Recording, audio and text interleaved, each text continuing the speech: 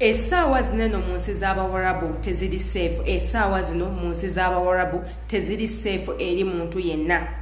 Abasinga ku mmwe nakola akatambi kano nga mbategeeza nti nno okuttibwa kususse era entalo nnyingi kati ziyiriitiridde. N'abakulembeze bennyini abafuga ensi ezo baavayo ne babagamba bannange abali eno nga mwajja kuba kyeyo mugende ewaka, go back home, kubanga mugenda kufiira eno. Era ne bategeeza nammwe abaagala okujja ne babagamba be on hold, kye baali bategeeza mulindeeko. Ne babagamba nti nno entalo nnyingi era nga tebamanyi zigenda kuggwa ddi. Entalo z'abalusewo wakati z'ensi zino ez'Abawarabu. Naddala mmwe mwennyini abagenda mu Lebanon, abagenda mu nsi za Lebanon, abagenda e Syria, abagenda e Iraq ku ssaawa zino mugira mulindamu. Saudi Arabia yabadde eri kumpi kwenyigiramu olwo olutalo naye neemalayo ne steppinga backwards. Era bwe tuba tutunde ensi ya Saudi Arabia right now yeri okuwa obuyambi abo bonna abantu abali mu lutalo right now. Akatambi ako twakakola ne tulowooza nti nno mukategedde naye bangi nnyo temwakategeera. Kyovula olunaku olwaleero nvuddeyo enclarifying ku video gye nakola luli gwe atagitegeera osobola ogitegeera olunaku olwaleero. Yenze Sheila Adita mbeeyanjulira buli lunaku olw'ensonga buli lunaku nfuna abantu abapya abaneeyungako nga tebamanyi. Abanfollowinga ku Facebook mbagala nnyo era mwebale kutweyungako. Abali ku TikTok mbagala, abali ku Snapchat, abali ku Instagram, abali ku Thread, abali ku X, mwebale kunfollowinga. Tuyina omukutu omupya ogutusasula sente gwe ayagala okwekolera ku sente ng'otudde bwaka nga weeyambisa essimu yo. Omukutu ogwo baguyita Party Mood. Jangu ogweyungeko, infollowinga, subscribinga kwogwo omukutu gwange, nawe obeera omu ku abo abagenda okuba nga mwenogera ku sente. Gy'onookolma okulaba obutambi bwange ku Party Mood, buli video gy'onoolaba ngenda kuba nkutoolerako ku sente, nawe obeere ng'osasulwa ate era mbeere nange nga nkusasula okulaba videos zange. Tugenda kuddamuko mu butambi buneeno tubwekkanye tuwulirize bulungi era tumanye ku ki ekigenda mu maaso tubeere nga tukomawo. Abagwira basoboddwa ewaka ne mu kibira mu ggwanga lya Lebanon anti bagaaniddwa okuyingira mu bomb shelters ate abasinga bafirika. Gwe munnayuganda tamanyi bomb shelters bye bifo ebyazimbibwa abantu gye beewogoma mu biseera bya bomu. Bo mukasita zivuga wabweru bo bagenda eyo mu underground wa mu kizimbe ekyategekebwa nga kyo tekiyitamu bomu, naye abafirika bo bagaaniddwa.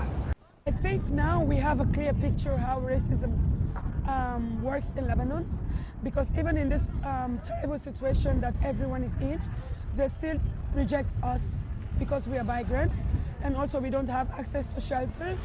They will post it online that there's vacancy, and we reach out and said, I'm sorry, we don't have space. But they do have space for their citizens, but not for migrants. Katenga bugenzo okukya ng'eggwanga lya Israeli likubye mu kibuga Beirut okuliraana na airport nga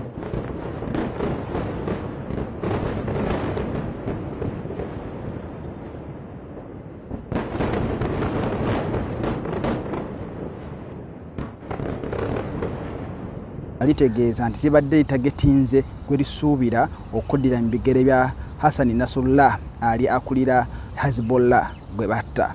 Kitegeeza ki? Tisaawa yonna emundu ekyeyongera okuseka.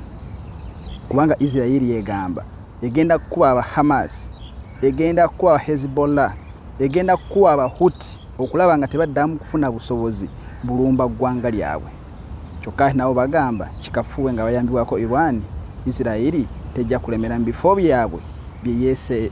Abawa ssente mu Iran naye tumukube. Era Israeli jukira nti eggwanga lya Iran lyasudde missiles eziri mu 18. Kati Israeli eteekateeka okulumba ebifo nga nuclear plants, military bases ne ebyo Iran wejja ensimbi. Na wankubadde President Joe Biden wa America ategeeza n'agamba nti ffe tetuwagira kya Israeli kulumba nuclear plants za Iran.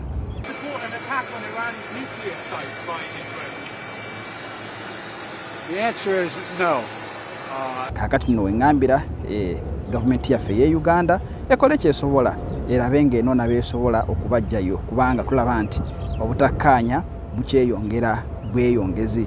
Israel determined okubanga yerwanako kyokka ni beeyita abayeekera abahuti mu Lebanon, abahuti mu Yemen, aba Hezbollah mu Lebanon, aba Hamas mu Gaza nabo bagamba tetugenda kussa mukono tulwanirira ddembe lyaffe.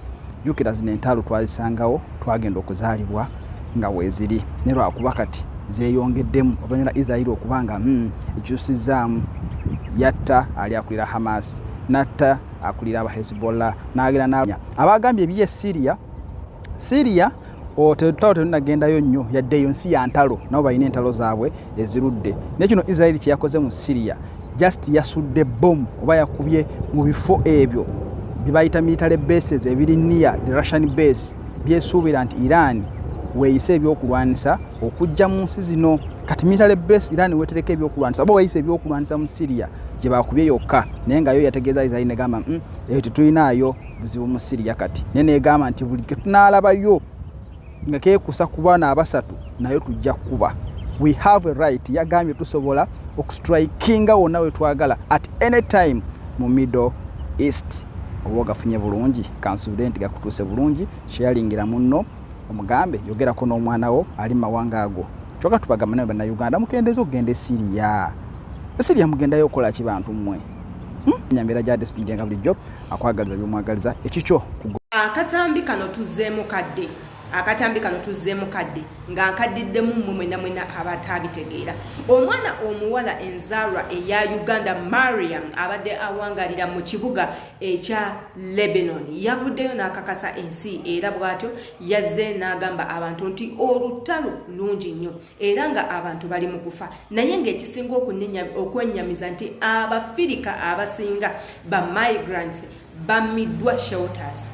Abafirika abasinga ba migrants bameddwa shelters babamye ew'okubudama era ne babasindiikiriza okubeera ebweru w'ebibuga.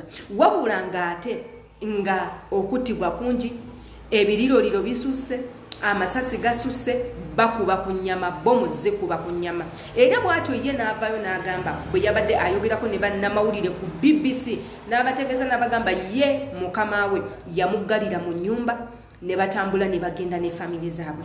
Omwana ne bamuggalira mu nnyumba bo ne batambula ne bakola ki ne bagenda.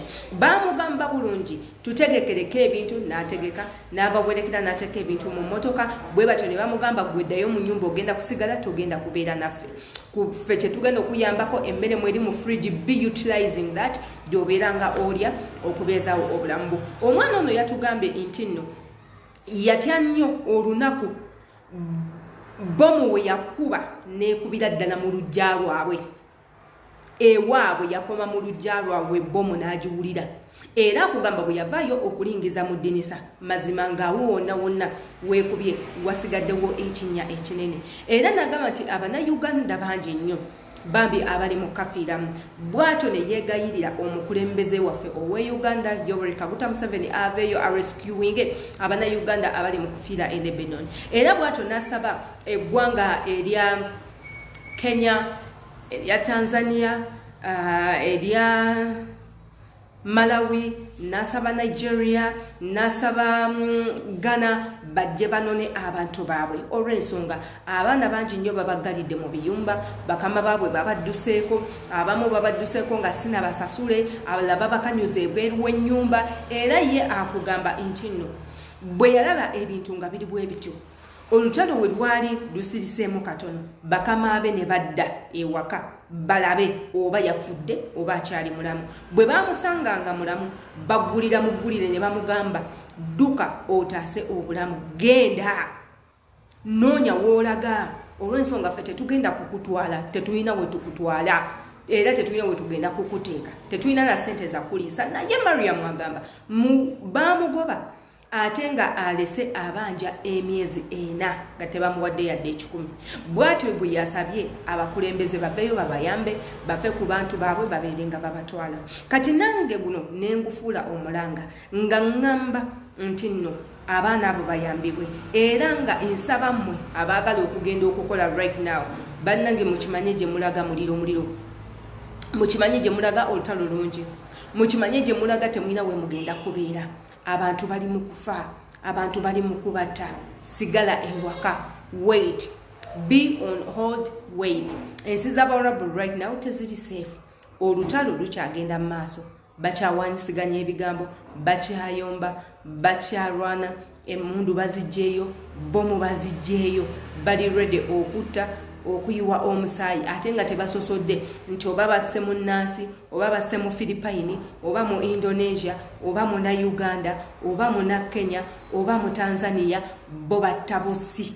Bomu wetuula weekuba oba waliwo omuntu ki oba muntu ki gwegenda okukuba. Yenze Sheila Adita, kansubire video eno mugitegedde bulungi nnyo, imbaagala nnyo.